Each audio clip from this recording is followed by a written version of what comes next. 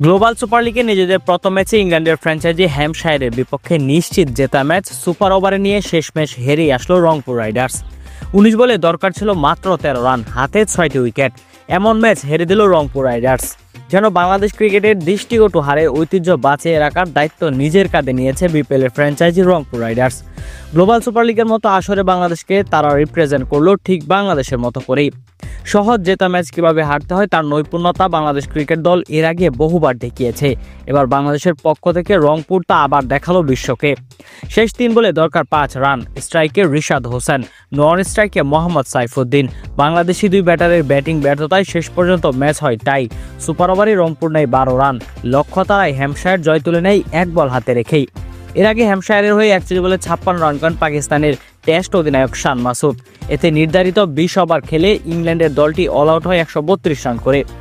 জবাবে ব্যাট করতে নেমে উদ্বোধনী জুটিতে স্টিভেন টেইলরকে সঙ্গে নিয়ে ৪৬ রান করেন সৌম্য সরকার। ১২ বলে ২০ রান করে আউট হন টেইলর। সৌম্য সরকার করেন ২০ বলে ২৭ রান। মাঝের দিকে দায়িত্বশীল ব্যাটিং করে ম্যাচ নিজেদের নিয়ন্ত্রণে রাখেন রংপুর অধিনায়ক নুরুল হাসান সুহান এবং পাকিস্তানের খুশদিল শাহ। এক পর্যায়ে ৪ উইকেটে রংপুরের রান ছিল ১২০। এরপরই তালগোল পাকিয়ে ফেলে তারা। ফলাফলস্বরূপ জয়ের দ্বারপ্রান্তে থেকে ম্যাচটিকে হারতে হয় তাদের। প্রিয় দর্শক, রংপুরের প্রথম ম্যাচ দেখে আপনাদের কি মনে হয়? গ্লোবাল সুপার লিগে রংপুর রাইডার্স কতটুকু সফল হতে পারবে? এই ব্যাপারে আপনাদের কি মতামত তা অবশ্যই আমাদেরকে কমেন্ট করে জানান।